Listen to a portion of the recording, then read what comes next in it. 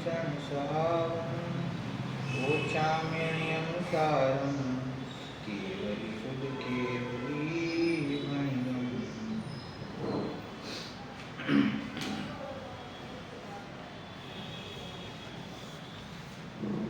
नियम सार प्रश्न क्रमांक 19 છે જીવ અધિકાર 8 નંબરની ગાથા।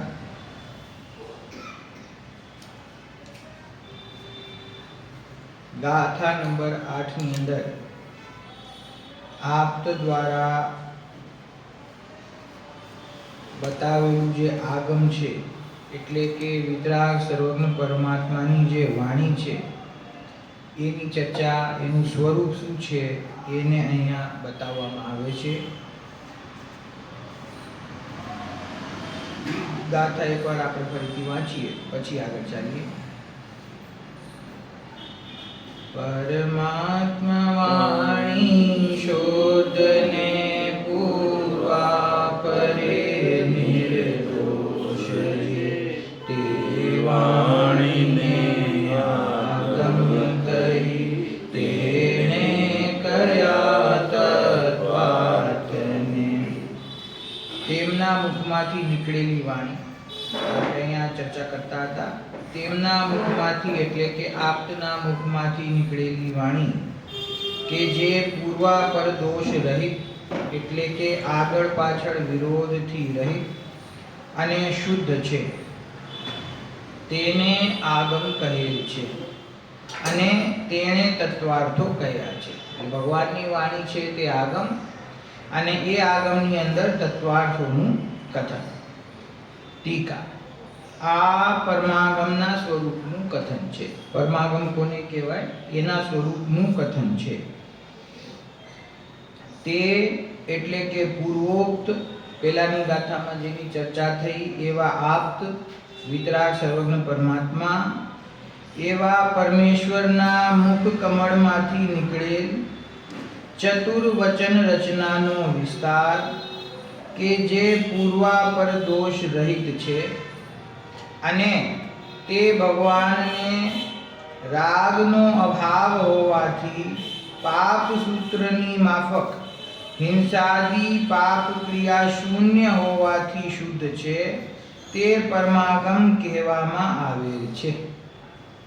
પરમાગમ કોને કહ્યા? તો કે છે કે જે વિતરાગ સર્વજ્ઞ પરમાત્મા છે એમના મુખરૂપી કમળમાંથી નીકળેલ જે ચતુર વચન રચના છે। ચતુર શું કામ કહી?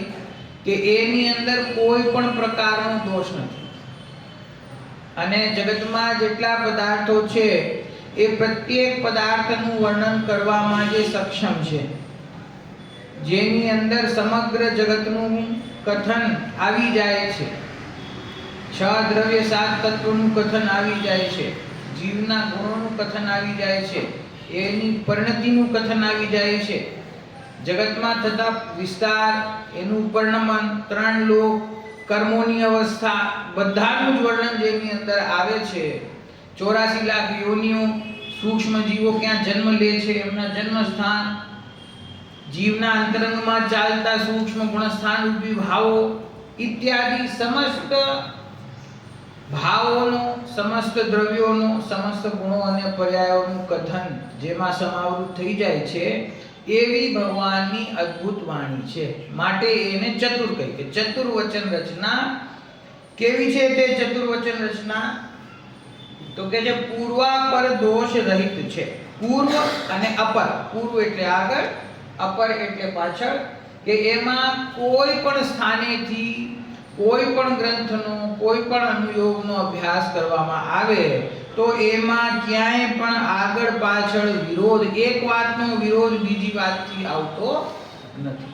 કોઈ જગ્યાએ ભગવાનને વિતરાગ કહ્યા હોય અને કોઈ જગ્યાએ રાગી કહ્યા હોય એવું નથી।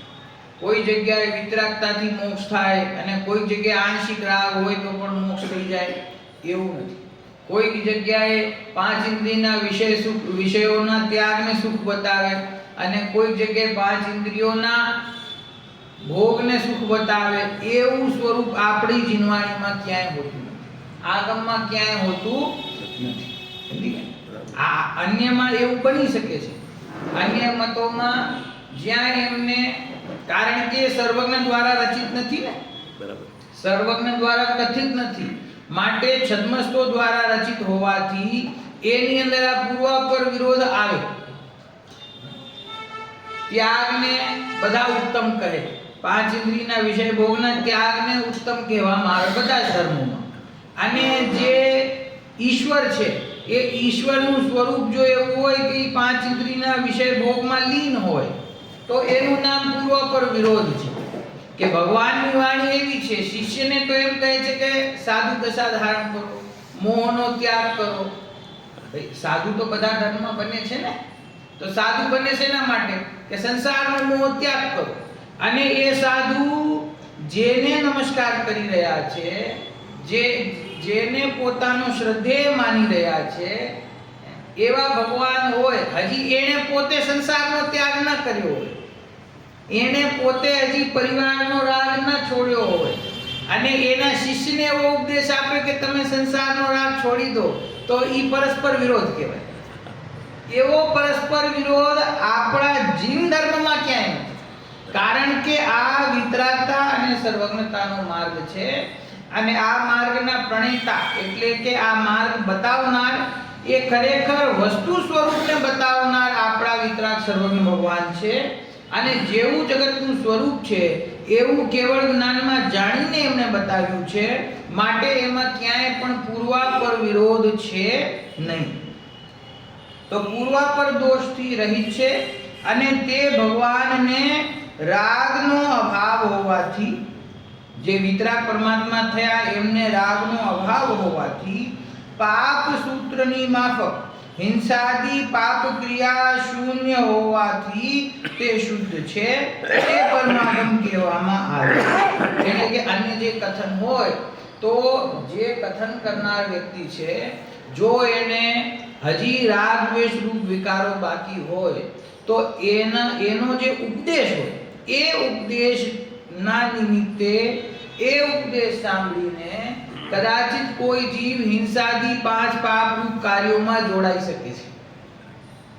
પરંતુ આ અહીંયા જે ઉપદેશ છે એ ઉપદેશ તો વિતરાગ પરમાત્મા દ્વારા કહેવામાં આવેલ છે. એટલે અન્ય પાપ સૂત્રની માફક, પાપ સૂત્ર એટલે શું? કે જે રાગ દ્વેષના વર્ધક ઉપદેશ છે, રાગ દ્વેષને વધારનાર જે ઉપદેશ છે, એવા ઉપદેશોની માફક આપણા ભગવાનનો જે ઉપદેશ છે, વિતરાગ સર્વજ્ઞ પરમાત્માનો જે ઉપદેશ છે, તે હિંસા આદિ પાપ ક્રિયાથી શૂન્ય છે. એટલે કે એમાં કોઈ પાપ ક્રિયાનો ઉપદેશ આપવામાં આવતો નથી. જે ઉપદેશ છે એ ઉપદેશ એકમાત્ર વિતરાગ ભાવનું વૃદ્ધિ કઈ રીતે થાય, જીવ પોતાના સ્વરૂપમાં સ્થિર થઈને સમ્યક દર્શન જ્ઞાન ચારિત્ર કેમ પ્રગટ કરે, એનો ઉપદેશ અહીંયા છે. તમારા પાંચ ઇન્દ્રિયના સુખ તમને કઈ રીતે મળે, બહારનો વૈભવ કઈ રીતે મળે, વ્યાપાર કઈ રીતે સફળ થઈ જાય, એનો ઉપદેશ આ માર્ગમાં છે જ નહીં. આ જીન ધર્મની અંદર લૌકિક ઉન્નતિ, લૌકિક શાંતિ, પાંચ ઇન્દ્રિયના વિષય ભોગ, મનની શાંતિ, સાંભળજો, એની પ્રાપ્તિના ઉપાયો અહીંયા બતાવવામાં આવ્યા નથી. શું કહ્યું? ફરી પાંચ ઇન્દ્રિયના વિષય ભોગ તમને કઈ રીતે મળે, તમારા વેપારમાં કઈ રીતે વૃદ્ધિ થાય, તમારા ઘરમાં કઈ રીતે શાંતિ રહે, એનો ઉપદેશ અહીંયા છે જ નહીં. મનની શાંતિ કેવી રીતે મળે, અહીંયા મનની શાંતિની વાત નથી. આ સ્થૂળ બુદ્ધિ લોકો અન્ય મતોને જોઈને આપણા મતની અંદર પણ એવી જ કલ્પના કરે છે. સાધુ પાસે જાય તો એમ પૂછે કે સાહેબ અમારા દીકરાની નોકરી નથી લાગતી, કેવી રીતે લાગશે? આટલા વર્ષોથી મારો બાળક બીમાર રહે છે, કઈ રીતે એનો રોગ દૂર થાય? એના માટે આપણા સાધુ પાસે કોઈ જાતું નથી, અને આપણા સાધુ એનો કોઈ ઉપદેશ કે ઉપાય બતાવતા નથી. અને જે ઉપદેશ બતાવતા હોય એ ખરેખર સાચા વિતરાગી સાધુ નથી. બરાબર. અહીંયા રાગનો માર્ગ છે જ નહીં. સ્વર્ગની પ્રાપ્તિ કેમ થાય એનો માર્ગ અહીંયા છે જ નહીં. પૈસા કેવી રીતે મળે એનો માર્ગ અહીંયા છે જ નહીં. અને મનની શાંતિ કેવી રીતે મળે, અહીંયા આત્મા છે ને મનથી રહિત છે. આત્મા છે મનથી ભિન્ન છે. અહીંયા મનની શાંતિ એટલે શું? કશાયની મંદતા. એ કશાયની મંદતાને આપણા ધર્મમાં, આ માર્ગમાં કશાયની મંદતાને ધર્મ કહેવામાં આવતું જ નથી. કશાયના અભાવને ધર્મ કહેવામાં આવે છે. તો કશાય મંદ થઈ જાય, ભાઈ ઉપદેશ લેવા જાય ગુરુ પાસે, અને ગુરુ એમ કહે કે ભાઈ પરસ્પર પ્રેમ રાખો, જીવ માત્ર પ્રત્યે પ્રેમ રાખો, કોઈની હિંસા ન કરો, પરસ્પર એકબીજાને મદદ કરો, ભૂખ્યાને ભોજન કરાવો, તરસ્યાને પાણી આપો. તો એમ લાગે આ કેવો સરસ ઉપદેશ. આ ઉપદેશ રાગનો ઉપદેશ છે. આ ઉપદેશ વિતરાગતાનો ઉપદેશ નથી. જીન ગુણમાં જન્મેલા જે જીવો હોય ને, એને સહજપણે એવો કશાય મંદ હોય કે એના જીવનમાં આ બધી ક્રિયાઓ તો ચાલતી જ હોય. એમાં કઈ એને સમજાવવું ના પડે. બરાબર. એને કઈ આ બધી વસ્તુનો ઉપદેશ ના દેવો પડે. આ ઉપદેશ તો એને જે જરૂર છે એ શેની જરૂર છે કે અનાદિકાળથી જે કાર્ય આ સુધી થયું નથી એ પ્રગટ થાય એના માટેનો ઉપદેશ છે. તો અનાદિકાળથી શું નથી થયું? પોતાના સ્વરૂપનું ભાન નથી થયું, એના માટેનો ઉપદેશ છે.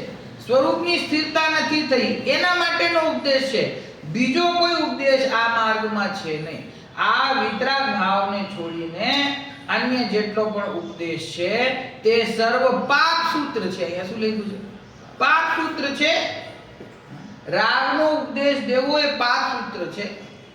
કોઈક વખતે મને ખરેખર એવું દુઃખ થાય કે જે જીવો છે બિચારા, એ સુખના માર્ગને શોધવા માટે ગુરુ પાસે જતા હોય, જેને વિદ્વાન સમજતા હોય એની પાસે જતા હોય, જ્ઞાની સમજતા હોય એની પાસે જતા હોય, અને એ જ્ઞાની વિદ્વાન ગુરુ જો એમને રાગનો ઉપદેશ આપે, જો એને ઘરમાં કઈ રીતે શાંતિથી રહેવું એનો ઉપદેશ આપે, તો આ ખરેખર એ પાપ સૂત્ર છે. જે ઘરમાં બે ભાઈઓ એક થાળીમાં ભોજન ન કરતા હોય એ ક્યાંથી ધર્મ પ્રગટ કરે? આવો ઉપદેશ આપે કે પહેલા પરસ્પર ભાઈ સાથે પ્રેમથી રહેતા તો શીખો. તમે ભગવાન બનવું છે, પહેલા ભક્ત બનતા તો શીખો. અરે આ ભક્ત બનવાનો માર્ગ નથી. આ એક થાળીમાં બે જણાએ જમવું એનો માર્ગ નથી. આ બધા કુટુંબીજનો જોડે શાંતિથી રહેવું, કેમ રહેવું એનો માર્ગ નથી. આ ઈ હોય તમારા ઘરમાં શાંતિ, બહુ સારી વાત છે. એના માટેનો ઉપદેશ અહીંયા નથી. ઉપદેશ તો અહીંયા એ છે કે ઘરનો રાગ છોડીને દીક્ષા ધારણ કરો. માતા પિતાનો રાગ છોડીને મોક્ષ માર્ગમાં આગળ કેમ વધવું એનો માર્ગ મુનિરાજને પૂછો, ગુરુને પૂછો તો બતાવે. પત્ની સાથે શાંતિથી કઈ રીતે રહેવું એનો ઉપદેશ અહીંયા સાધુ દેતા નથી. અને પૂછવા છે ત્યાં જવા જવું નથી, યોગ્ય નથી. સમજી કે ભાઈ આખી દુનિયા અત્યારે આ પાંચ ઇન્દ્રિયોના વિષય સુખ આપણને કેમ મળે? અને જો બે વિરોધાભાસ કે એક તો પાંચ ઇન્દ્રિયના વિષય સુખ કેમ મળે એનો એને ઉપાય જોઈએ છે, અને એ ઉપાય કરતા મન અમારું આકુલિત ન થાય ને મનમાં શાંતિ કેમ રહે એનો ઉપાય શોધે છે. અને બે એક સાથે બને ને પાંચ ઇન્દ્રિયના વિષય સુખ શોધવા જઈશ તો આકુરતા થશે. તો ઈચ્છે છે એમ કે આકુરતા ન થાય અને પાંચ ઇન્દ્રિયના વિષય ભોગ મળી રહે. તો વિષય ભોગ માટે એને મહેનત કરવી છે, ઉપાય કરવા છે, અને શાંતિ માટે યોગા કરવું છે. બે ઉપાય ખોટા છે. બે ઉપાય ખોટા છે. સુખી થવું હોય તો વિતરાગતાના માર્ગે આવ્યા સિવાય કોઈ જીવ આજ સુધી જગતમાં સુખી થયા નથી. જેને રાગાદી વિકારી ભાવોની તીવ્રતા છે એને બહારમાં ગમે તેટલા ઓછા કે વધારે સંયોગો હોય, ગમે તેટલા પૈસા હોય, ગમે તેટલો વૈભવ હોય, અંદરથી એ જીવ દુખીનો દુખી છે. થોડો દુખી નથી, ઘણો દુખી છે. કેમ કે દુઃખનો સંબંધ તમારા કશાય ભાવ સાથે છે. દુઃખનો સંબંધ તમારા વિપરીત શ્રદ્ધા સાથે છે. સુખ દુઃખનો સંબંધ બાહ્ય વૈભવ સાથે છે જ નહીં. એ વાત ખ્યાલમાં આવતી. તો અહીંયા એ વાત સમજવાની છે કે ભગવાનને રાગનો અભાવ હોવાથી પાપ સૂત્રની માફક હિંસાદી પાપ ક્રિયા શૂન્ય હોવાથી તે શુદ્ધ છે. કોણ? ભગવાનની વાણી. એવી વાણીને પરમાગમ કહેવામાં આવે છે. એનું નામ પરમાગમ છે, જેમાં કોઈ રાગાદીનો ઉપદેશ નથી, હિંસાદી પાપવર્ધક ક્રિયાઓનો કોઈ ઉપદેશ નથી, જેમાં એકમાત્ર જગતનું જેવું સ્વરૂપ છે એ બતાવવામાં આવ્યું છે, અને જેમાં જીવને આત્મૈક કઈ રીતે થાય એ માર્ગ બતાવવામાં આવ્યો છે. એનું નામ પરમાગમ છે. તે પરમાગમે કે જે પરમાગમ, હવે આ વિશેષણ બતાવે છે પરમાગમનું. કેવું છે પરમાગમ? કે જે પરમાગમ ભવ્યોએ કર્ણરૂપી અંજલિથી એટલે કે ફોબાથી પીવા યોગ્ય અમૃત છે. શું કહ્યું? જે પરમાગમ ભવ્યો દ્વારા કર્ણરૂપી અંજલિથી પીવા યોગ્ય અમૃત છે. કર્ણરૂપી અંજલિથી એટલે આમ અંજલિ આમ કરે ને, અંજલિ અમૃત છે તો અમૃત કઈ રીતે મળે? આમ અંજલિમાં મળે ને. તો જેમ હાથની અંજલિ બનાવીને કોઈ ઉત્તમ વસ્તુ જીવ ગ્રહણ કરે છે, એવી રીતે જે પરમાગમ છે ને, તો કે જે પરમાગમ આ કાનને તમે અંજલિ બનાવો, આ કર્ણરૂપી અંજલિથી પીવા યોગ્ય અમૃત છે આ. એટલે આ ભવ્ય જીવોએ આ ભગવાનની વાણી સાંભળવા યોગ્ય, ગ્રહણ કરવા યોગ્ય છે, અમૃત સમાન છે એમ કહે છે. એના વિશેષણો કહે છે. બીજું વિશેષણ કે જે મુક્તિ સુંદરીના મુખનું દર્પણ છે. કેવું છે? મુક્તિ સુંદરીના મુખનું દર્પણ છે.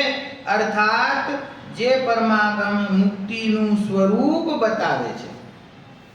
મુક્તિ સુંદરીના, મુક્તિ રૂપી સુંદરીના મુખનું દર્પણ એટલે કે એનું સ્વરૂપ કેવું છે એને દર્શાવનાર, મુક્તિના સ્વરૂપને દર્શાવનાર છે. કોણ? પરમાગમ. જે મહાસમુદ્રના મહાવમળમાં નિમગ્ન સમસ્ત ભવ્યજનોને હસ્તાવલંબન એટલે કે હાથનો ટેકો આપે છે. કે જે સંસાર સમુદ્રમાં ડૂબતા જે જીવો છે, સંસાર સમુદ્ર વચ્ચે પડેલા જીવો છે, એમને હાથ ઝાલીને એમને એમાંથી કાઢવા માટે જે હસ્તાવલંબન સમાન છે, જે હાથનો ટેકો આપનાર છે, અને જે સહજ વૈરાગ્ય રૂપી મહેલના શિખરનો શિખામણી છે. શું કહ્યું? વૈરાગ્ય રૂપી મહેલના શિખરનો શિખામણી. શિખામણી કોને કહેવાય? મહેલની ઉપર, મહેલ કોઈ રાજાનો, મહેલની ઉપરનું જે સૌથી ટોચની જગ્યા હોય ને, એમાં પાછો રત્ન મૂકે એની શોભા વધારવા માટે. સમજી ગયા? મણી મૂકે ત્યાં, એને કહેવાય શિખામણી. શિખા એટલે ચોટી અને મણી એની ઉપરના સ્થાનમાં રાખેલું. તો કે છે જે જીવને જ્ઞાન વૈરાગ્ય પ્રગટ થાય છે એને આ આગમ છે એના વૈરાગ્ય રૂપી મહલના શિખરનો શિખામણી છે. જે કદી નહીં જોયેલા એટલે કે અજાણ્યા, અનનુભૂત, જેના ઉપર પોતે પૂર્વે કદી ગયેલો નથી એવા મોક્ષ મહેલનું પ્રથમ પગથિયું છે. અને જે કામ ભોગથી ઉત્પન્ન થતા અપ્રશસ્ત રાગરૂપ અંગારાઓ વડે શેકાતા સમસ્ત દીનજનોના મહાક્લેશનો નાશ કરવામાં સમર્થ સજળ મેઘ એટલે પાણી ભરેલું વાદળું છે. તેણે ખરેખર 7 તત્વો તથા 9 પદાર્થો કહ્યા છે. શું કહ્યું? આ કોના વિશેષણો બતાવ્યા? આચાર્ય દેવે કોની મહિમા કરી? આગમ. આગમ કેવું છે? આ પરમાગમ કેવું છે? તો આ બતાવ્યું. શું બતાવ્યું? પહેલું કે ભવ્યજનો દ્વારા પોતાના કાનને અંજલિ બનાવીને ગ્રહણ કરવા યોગ્ય અમૃત છે. બીજું કે જે મુક્તિ રૂપી સુંદરીના મુખનું દર્પણ છે. ભક્તિ ખ્યાલમાં આવી કે નહીં આવી? જોઈ કે ભૂલી ગયા? શાંતિ સુધા બરસાય જીન વાણી છે ને, શોધી રાખજો, માં લઈ લેજો છેલ્લે. શું કે છે? જે મુક્તિ રૂપી વધુના મુખનું દર્પણ છે એટલે મુક્તિના સ્વરૂપને બતાવનાર છે. પરમાગમ મુક્તિના સ્વરૂપને દર્શાવે છે. પછી જે સંસાર સાગરના મહાવમળમાં ફસાયેલા ડૂબેલા જે જીવો છે તેમને હાથનો ટેકો આપનાર છે, જે સહજ વૈરાગ્ય રૂપી શિખરનો શિખામણી છે, જે વૈરાગ્ય રૂપી શિખરમાં ઉત્તમ સ્થાને વિરાજમાન છે, એવું આ પરમાગમ છે.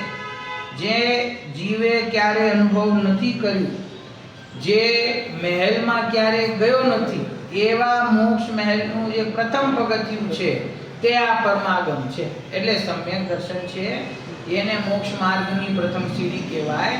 પણ એ સમ્યક દર્શન પ્રગટ કરવાનો જે ઉપાય છે એની વાત અહીંયા કરી કે એ ઉપાય જે છે તે આ પરમાગમનો અભ્યાસ છે. જે જીવ આ પરમાગમનો ભગવાનની વાણીનો અભ્યાસ કરે છે એ જીવ સમ્યક દર્શન જ્ઞાન ચારિત્રને પ્રગટ કરે છે. અને જે પાંચ ઇન્દ્રિયના વિષય ભોગોથી અપ્રશસ્ત એટલે કે તીવ્ર કષાય રૂપ જે રાગ ભાવ છે એ રાગ રૂપી અંગારાઓમાં જે શેકાઈ રહ્યા છે, દુઃખી થઈ રહ્યા છે, આકુલિત થઈ રહ્યા છે, એવા જીવો માટે સજલ મેઘ સમાન છે.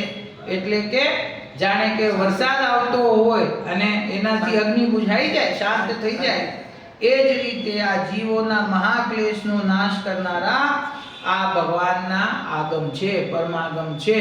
એ પરમાગમમાં શું બતાવવામાં આવ્યું છે?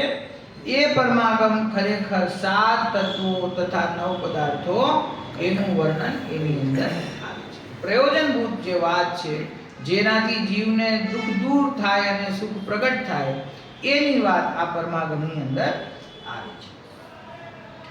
એવી જ રીતે આચાર્ય દેવ શ્રી સમંત ભદ્ર સ્વામીએ રત્નકરણ શ્રાવકાચારમાં 42મા શ્લોક દ્વારા કહ્યું છે, જે ન્યૂનતા વિના, અધિકતા વિના, વિપરીતતા વિના યથાતથ વસ્તુ સ્વરૂપને નિસ્સંદેહપણે જાણે છે, તેને આગમીઓ સમ્યક જ્ઞાન એટલે કે જ્ઞાન કહે છે.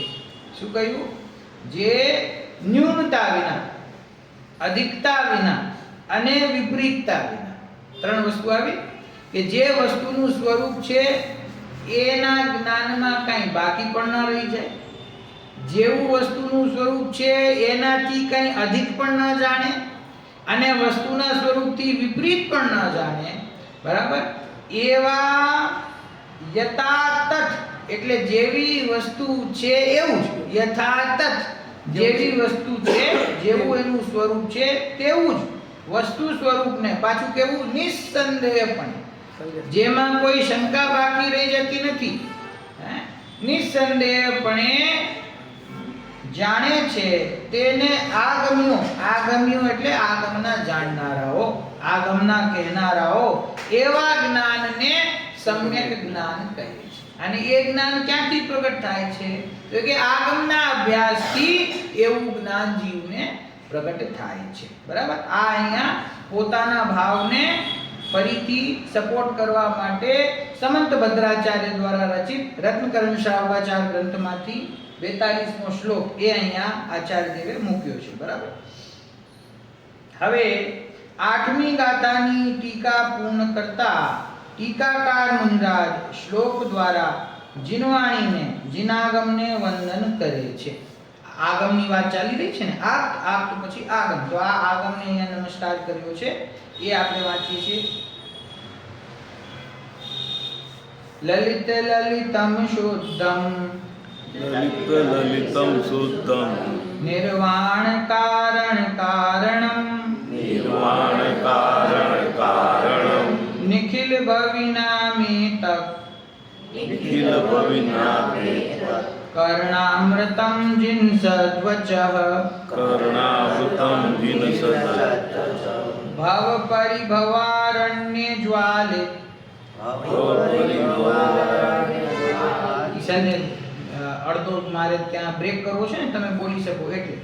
ભવ પરિભવારણ્ય જ્વાલિત, ભવ પરિભવારણ્ય જ્વાલિત, વિષામ પ્રશમે જલમ, વિષામ પ્રશમે જલમ, પ્રતિદિનમહં વંદે, પ્રતિદિનમહં વંદે, વંદ્યં સદા જિન યોગીભિઃ, વંદ્યં સદા જિનયોગિભિઃ.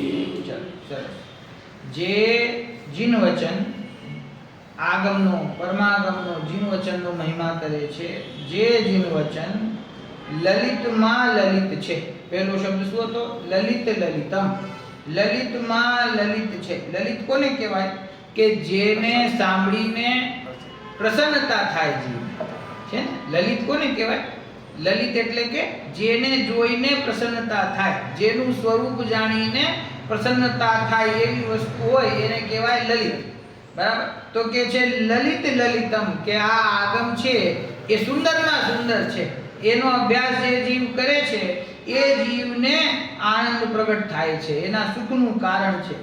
લલિત લલિતમ શુદ્ધમ, કે જે શુદ્ધ છે. નિર્વાણ કારણ કારણમ, નિર્વાણના કારણનું કારણ છે. શું કહે? નિર્વાણ કારણ કારણમ, કે નિર્વાણનું કારણ કોણ છે? કે સમ્યક દર્શન જ્ઞાન ચારિત્ર. એ સમ્યક દર્શન જ્ઞાન ચારિત્ર પ્રગટ કરવાનું કારણ કોણ છે? તો કે આ જીનેન્દ્ર પરમાત્માનો ઉપદેશ છે એ નિર્વાણના કારણનું કારણ છે. એટલે કે સમ્યક દર્શન જ્ઞાન ચારિત્રની પ્રાપ્તિનો ઉપાય એ આ આગમમાં બતાવવામાં આવે છે. તેથી તે મોક્ષનું જે કોઈ કારણ હોય તો એ આ આગમ છે. જે સર્વ જીવોના કર્ણોને અમૃત છે. જે જીવ એને સાંભળે છે એના માટે અમૃત સમાન છે. જે ભવ રૂપી અરણ્યના ઉગ્ર દાવાનળને સમાવવામાં જળ છે. કે જે આ જગતમાં મોરા દ્વેષના વિકારી ભાવોમાં અને એના કારણે ઉત્પન્ન થયેલા કર્મબંધથી ઉત્પન્ન થયેલું દુઃખ એવા સંસાર રૂપી અરણ્યમાં, એટલે કે જંગલની અંદર જીવો દાવાનળમાં જે સળગી રહ્યા છે. દાવાનળ ને જંગલમાં આગ લાગી જાય એને શું કહેવાય? દાવાનળ. કે એમાંથી બચવાનો ઉપાય ના મળતો હોય જીવોને, એવા દાવાનળને શાંત કરવા માટે જે જળ સમાન છે. અને જે જૈન યોગીઓ વડે સદા વંદ્ય છે, જૈન મુનિરાજો દ્વારા, સાધુઓ દ્વારા સદા વંદ્ય છે, તે આ જીન ભગવાનના સદવચનને એટલે કે સમ્યક જીનાગમને હું પ્રતિદિન વંદું છું.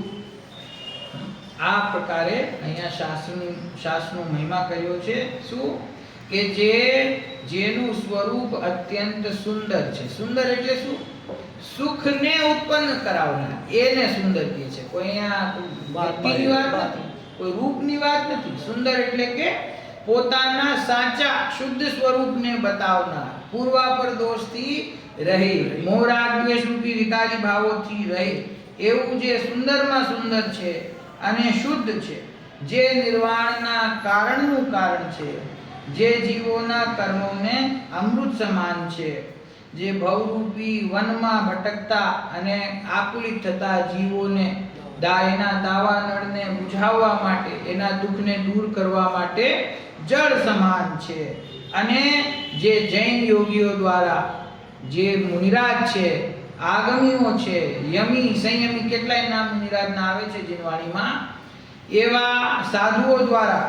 સાધુ કોણ? કે જે પોતાના સ્વરૂપમાં સ્થિર થઈને મોક્ષ માર્ગમાં આગળ વધવાનો પ્રયત્ન કરી રહ્યા છે, એવા જે સાધુઓ છે એ સાધુઓ માટે આ જીનેન્દ્ર પરમાત્માના જે વચન છે તે નિત્ય પ્રતિ વંદનને યોગ્ય છે. હું પણ તેમને વંદન કરું છું. વંદનને યોગ્ય છે એટલે શું?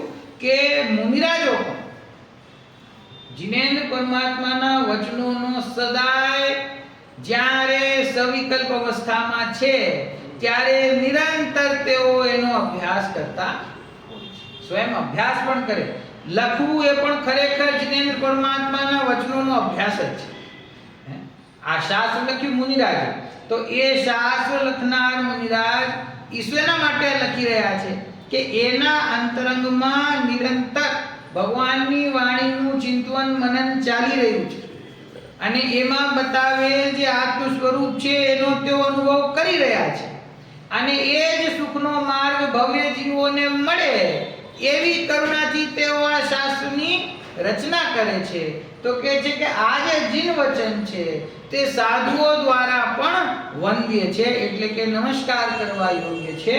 એવા આ આગમને શબ્દોને, ભગવાનની વાણીને હું પણ એને નમસ્કાર કરું છું. છે ને, આનો મહિમા કેટલો છે કે આ તો જે સાક્ષાત તીર્થંકર પરમાત્મા જ કેમ ના હોય, એમની જ વાણી છે ને. તો આ કાળની અંદર ભગવાન તો નથી હોતા, તો ભગવાન નથી હોતા અને સાચા ગુરુઓ મળવા પણ અઘરા, બરાબર. તો અત્યારે આપણી પાસે દેવ શાસ્ત્ર ગુરુમાંથી કોણ છે? તો કે શાસ્ત્ર. અને એ શાસ્ત્ર છે એ પણ જાણે કે ભગવાન સ્વયં જ હોય, કારણ કે એમની જ વાણી છે. તો એનો આપણે મહિમા એટલો હોવો જોઈએ, શાસ્ત્ર પ્રત્યેનો વિનય એટલો હોવો જોઈએ, એની શુદ્ધતા એ રીતે જાળવવી જોઈએ, એનો વિનય, એનો સન્માન એ રીતે જાળવવું કે જાણે આ ભગવાન જ છે. સમયસારને ભગવાન નથી કહેતા, સમયસાર ભગવાન છે. સમયસાર નહીં, જેટલા આગમ છે એ સર્વ ભગવાનની વાણી સમાન છે. વાણી છે એટલે ભગવાન સમાન છે, બરાબર. એનો એટલો સન્માન હોવો જોઈએ. એવું ન બને કે સીટ રોકવા માટે શાસ્ત્ર મૂકી દે. આ ખોટી પ્રથાઓ પડી જાય. પ્રોગ્રામમાં ગયા હોય તો શું કરે? સીટ બુક કરવી હોય તો બીજું કાંઈ ના મળે તો શાસ્ત્ર રાખી જાય કે આ મારી જગ્યા છે. અરે તમે જમીન ઉપર શાસ્ત્ર મૂકો, ભગવાનની વાણીને નીચે મૂકો, શેના માટે? સીટ બુક કરવા માટે.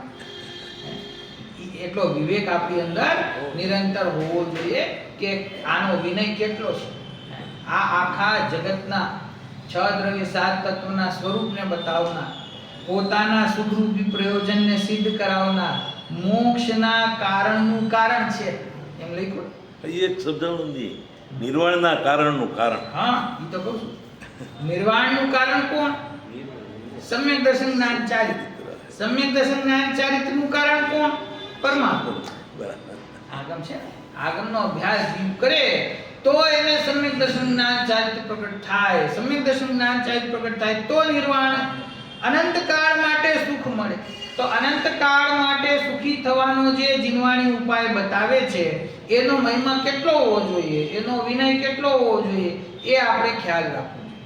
સમજી ગયા? બરાબર. ચલો આગળ.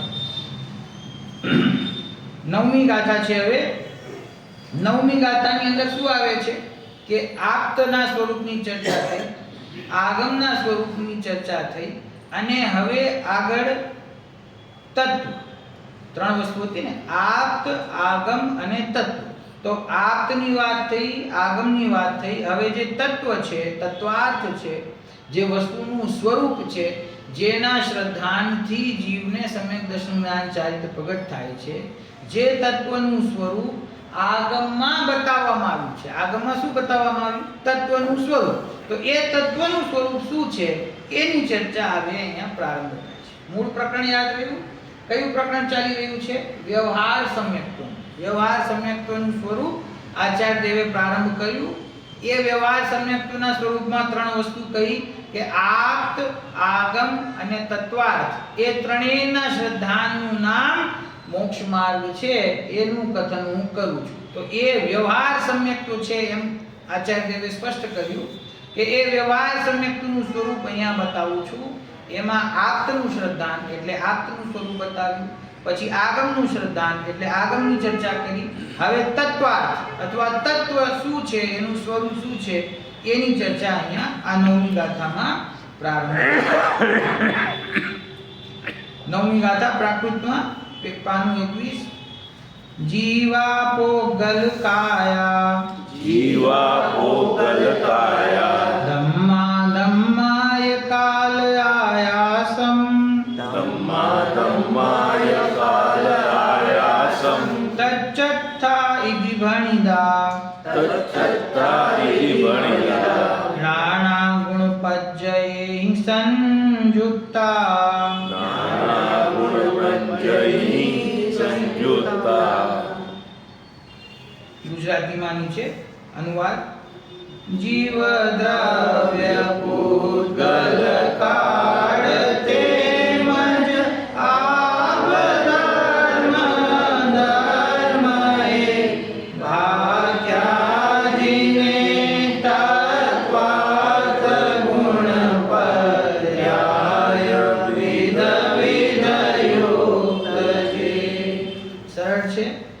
જીવો, પૂતગલ કાયો, ધર્મ, અધર્મ, કાળ અને આકાશ એ તત્વાર્થો કયા છે કે જેઓ વિવિધ ગુણ પર્યાયોથી સંયુક્ત છે. કે આગળની અંદર મુખ્યપણે કોનું વર્ણન આવ્યું છે તો કે જે 6 દ્રવ્ય છે, જે 6 દ્રવ્યોથી આ લોકની રચના થાય છે, એ 6 દ્રવ્યોનું સ્વરૂપ આગળની અંદર બતાવવામાં આવ્યું છે. એ 6 દ્રવ્યો કયા કયા છે? કે જીવ, ઉદ્ગલ, ધર્મ, અધર્મ, કાળ અને આકાશ. એ 6 દ્રવ્યો છે એને શું કહેવાય? તત્વાર્થ.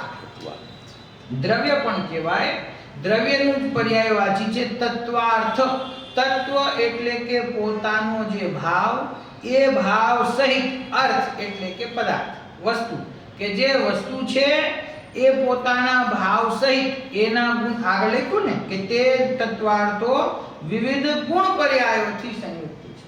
તો પ્રત્યેક દ્રવ્યના પોતાના જે દ્રવ્ય અને ગુણો છે એનો ભાવ, એનું તત્વ, અને એ તત્વ સહિત જે વસ્તુ છે એનું નામ તત્વાર્થ. તો આ 6 તત્વાર્થ છે જેનાથી આ સ્વયમેવ અનાદિ અનંત આ વિશ્વની રચના થઈ છે. એ 6 દ્રવ્ય છે અથવા તત્વાર્થ છે એનું વર્ણન આગમની અંદર તત્વોની અંદર આવેલું છે. ટીકા. આ ગાથામાં 6 દ્રવ્યોના પૃથક પૃથક નામ કહેવામાં આવ્યા છે. સ્પર્શન, રસન, ઘ્રાણ, ચક્ષુ, શ્રોત એ આ 5 ઇન્દ્રિયો, મન, વચન, કાય, આયુ અને શ્વાસોચ્છ્વાસ આ કેટલા થયા? 10. 5 ઇન્દ્રિયો, મન, વચન, કાય, આયુ અને શ્વાસોચ્છ્વાસ આ કેટલા થયા? ટોટલ 10. આ શું છે? 10 પ્રાણ. 10 પ્રાણોથી જીવ જીવે છે એવું આવે છે ને. એ 10 પ્રાણના નામ બતાવ્યા. એ નામના 10 પ્રાણોથી સંસાર દશામાં જે જીવે છે, જીવશે અને પૂર્વે જીવતો હતો તે જીવ છે. આ જીવની પરિભાષાઓ અહીંયા બતાવે છે જુદી જુદી. હમણાં વાંચજો પછી ખ્યાલ આવશે. તમે એમ કહેશો કે જ્ઞાન દર્શન હોય એને જીવ કહેવાય, બરાબર છે, એ આવશે હમણાં. વ્યવહારથી આમાં શું થાય? આચાર્ય દેવો એમ જોવે છે કે આ સાંભળી કોણ રહ્યું છે, વાત કોણ સમજી રહ્યું છે. અન્ય મતના જીવો હોય તો એને જીવ શું ઈ નો ખ્યાલમાં આવે. તો એને જીવ શું છે, એ જીવ ક્યાં મળે છે, ક્યાં જોવા મળે, એ બતાવવા માટે સમજાવે કે આ 5 ઇન્દ્રિય, મન, વચન, કાય, આયુ અને શ્વાસોચ્છ્વાસ એ 10 પ્રાણોથી જે જીવે છે, પૂર્વે પણ જીવતો હતો, અત્યારે જીવે છે, ભવિષ્યમાં પણ જીવતો રહેશે, એને જીવ કહે છે. આ સંગ્રહ નય કહ્યો. આ વિભિન્ન નયોથી પરિભાષાઓ બતાવે છે. નિશ્ચયથી ભાવ પ્રાણ ધારણ કરવાને લીધે જીવ છે. આ કઈ જીવત્વ શક્તિ. એ નિશ્ચયથી જે ભાવ પ્રાણ, અને ભાવ પ્રાણનો ખુલાસો પછી કરશે. જ્ઞાન દર્શન રૂપ જે શક્તિ છે, અનંત ગુણો છે, એવા ભાવ પ્રાણને ધારણ કરનાર છે તે નિશ્ચયથી જીવ છે. વ્યવહારથી દ્રવ્ય પ્રાણ ધારણ કરવાને લીધે જીવ છે. આ 10 પ્રાણ કયા ને, એ કયા છે 10 પ્રાણ? તો કે વ્યવહારથી દ્રવ્ય પ્રાણ ધારણ કરવાને લીધે તે જીવ છે.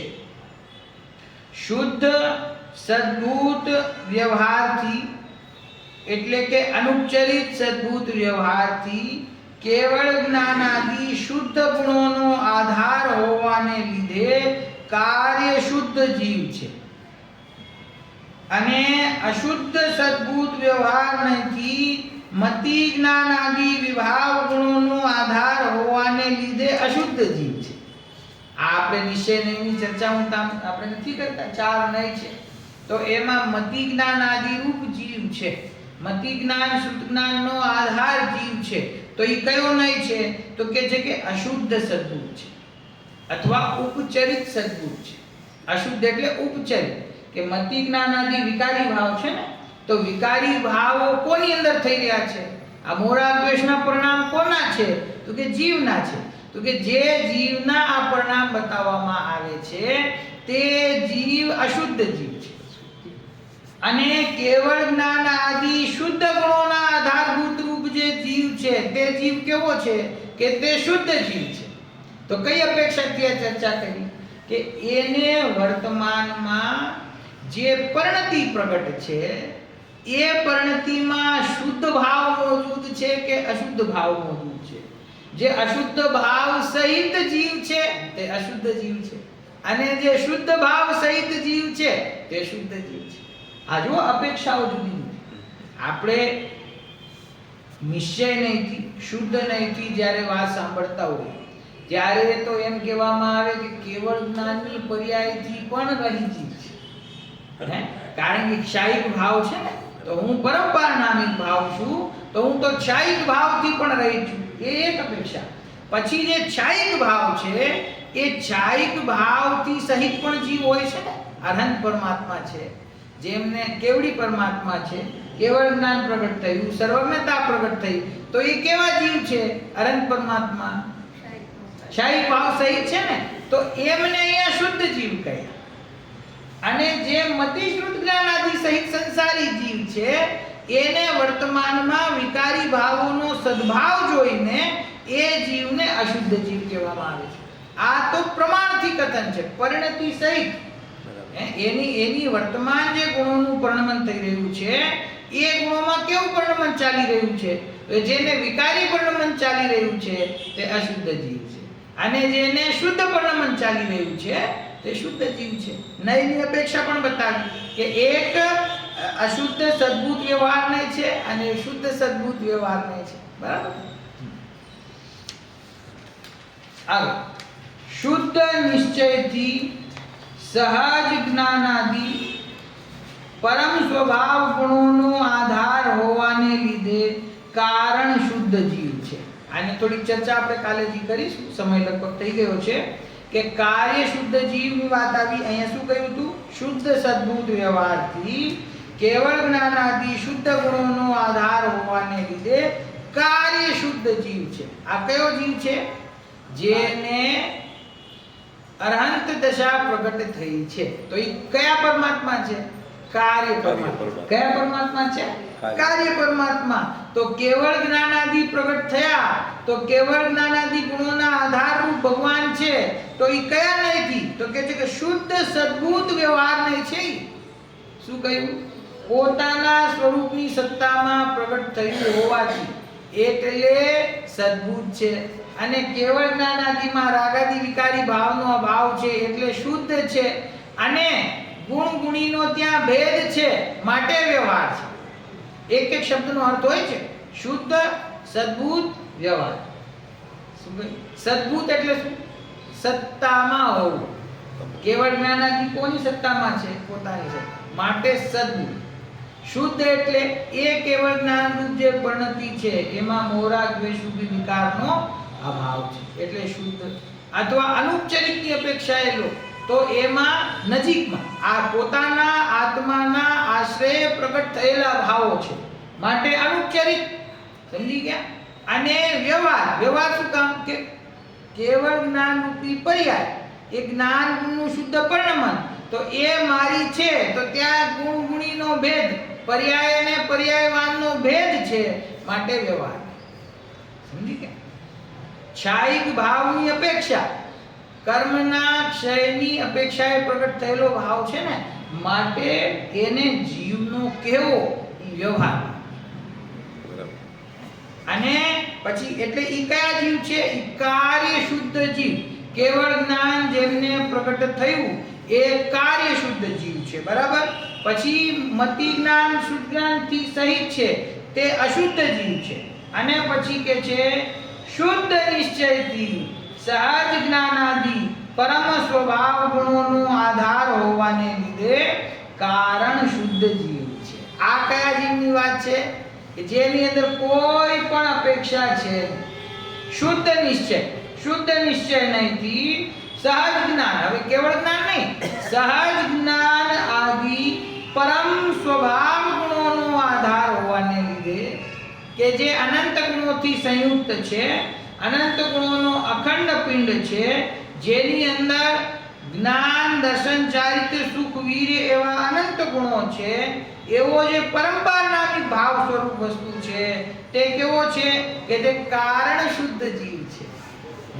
જેના આશ્રયે કાર્ય પરમાત્મા બને છે એમનું જે કારણ છે એ કારણ હું પોતે પોતાનો આત્મ સ્વરૂપ છે એવો આ જીવ છે. આ જીવ ચેતન છે. આ જીવના ચેતન ગુણો છે. આ અમૂર્ત છે. આના અમૂર્ત ગુણો છે. આ શુદ્ધ છે. આના શુદ્ધ ગુણો છે. પછી કે આ અશુદ્ધ છે. આના અશુદ્ધ ગુણો છે.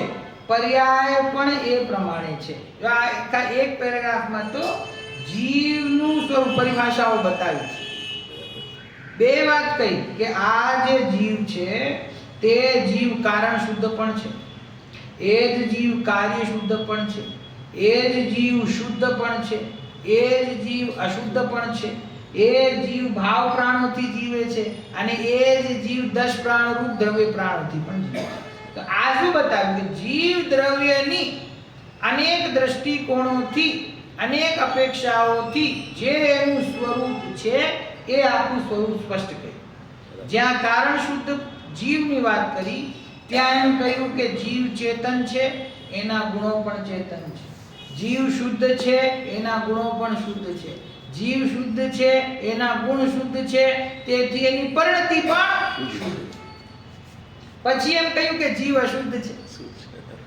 પછી જીવ અશુદ્ધ છે તો એના ગુણો પણ અશુદ્ધ છે. જેના ગુણો અશુદ્ધ છે તો એ અશુદ્ધ ગુણોનું પરિણમન છે એ પણ અશુદ્ધ છે. એટલે આમાં શું છે? પ્રમાણથી વસ્તુનું સ્વરૂપ, ભેદાભેદાત્મક સ્વરૂપ, જેમાં વિકારી અને અવિકારી સમસ્ત પર્યાયો જેની અંદર ગ્રહણ થઈ. ભાઈ શ્રદ્ધા ગુણ છે તો એક એક્ઝામ્પલ આપું. શ્રદ્ધા ગુણ છે, જ્ઞાન ગુણ છે. તો વર્તમાનમાં સંસારી જીવને એ શ્રદ્ધા ગુણનું કેવું પરિણમન ચાલી રહ્યું છે? એ વિકારી રૂપ ચાલી રહ્યું છે ને, મિથ્યા રૂપ ચાલી રહ્યું છે પરિણમન. મિથ્યા દર્શન, તો મિથ્યા દર્શન કોનું પરિણમન છે? દર્શન ગુણનું છે ને, શ્રદ્ધા ગુણનું. તો એ વર્તમાનમાં સંસારીને શ્રદ્ધા ગુણનું પરિણમન વિપરીત ચાલી રહ્યું છે. તો એ જીવ કેવો છે? તો કે એ જીવ અશુદ્ધ છે. એનું શ્રદ્ધા ગુણ કેવું છે? તો કે અશુદ્ધ છે. એનું પરિણમન કેવું છે? તો કે વિકારનું છે, અશુદ્ધ છે. પછી એ જીવ સમ્યક દર્શન પ્રાપ્ત કરે તો એનો શ્રદ્ધા ગુણ કેવો છે? શુદ્ધ છે. એનું પરિણમન કેવું છે? શુદ્ધ છે. તો એ જીવ કેવો છે? શુદ્ધ છે. એ જીવ જેને શ્રદ્ધા ગુણના સમ્યક અથવા વિપરીત પરિણમનની અપેક્ષાથી રહી જોવામાં આવે તો કારણ શુદ્ધ જીવ, જેની અંદર શુદ્ધપણું પણ નથી અને અશુદ્ધપણું પણ નથી. શુદ્ધપણું તો છે પણ નવીન પ્રગટ થયેલું શુદ્ધપણું સ્વભાવથી જે શુદ્ધ છે, સ્વભાવથી જે સહજ જ્ઞાનનો ધારી છે, એવો આ જીવ છે. એ જ જીવ શેનાથી જીવે છે? કે પોતાની જીવત્વ શક્તિથી જીવે છે. પોતાના જ્ઞાન દર્શન રૂપ ચૈતન્ય પ્રાણોથી જીવે છે. અને એ જ જીવ 5 ઇન્દ્રિયો મન વચન કાય આયુ અને શ્વાસોચ્છ્વાસથી જીવે છે. તો જીવ તો એક જ છે. જીવ દ્રવ્યો 6 દ્રવ્યની વાત છે ને, 6 દ્રવ્યમાંથી પહેલું જીવ દ્રવ્ય, એની પરિભાષા આવી. તો એની અંદર આ માત્ર પરમ શુદ્ધ નિશ્ચય નયના વિષયભૂત રૂપ જે જીવ છે, ખાલી એવી વાત નથી. અહીંયા તો જીવ દ્રવ્ય જે પૂતગલ ધર્મ આકાશ કાળથી ભિન્ન છે, એ જીવ દ્રવ્યનું સ્વરૂપ શું છે તો એ બતાવ્યું. તો એની વિકારી પર્યાયોથી સહિત પણ જીવ છે, અવિકારી પર્યાયોથી પણ સહિત જીવ છે. એના ગુણ શુદ્ધ પણ છે, અશુદ્ધ પણ છે. એની પરિણતિ શુદ્ધ પણ છે, અશુદ્ધ પણ છે. અને સ્વભાવથી જોવામાં આવે તો શુદ્ધ અશુદ્ધ સમસ્ત પરિણતિથી રહિત પણ છે. એવો આ જીવ છે. એને આત્મા, જીવ, ચૈતન્ય, ચેતન ઘણા નામોથી કહેવામાં આવે છે. એ આ જીવ દ્રવ્યની પરિભાષા બતાવી અને બાકીના 5 દ્રવ્યોની સામાન્ય પરિભાષા આવશે અને પછી એની વિષય છે એ આગળ વધશે. એની ચર્ચા આપણે હવે કાલે કરીશું. કાલે 8:30 થી છે ને? કાલે 8:30 થી 9.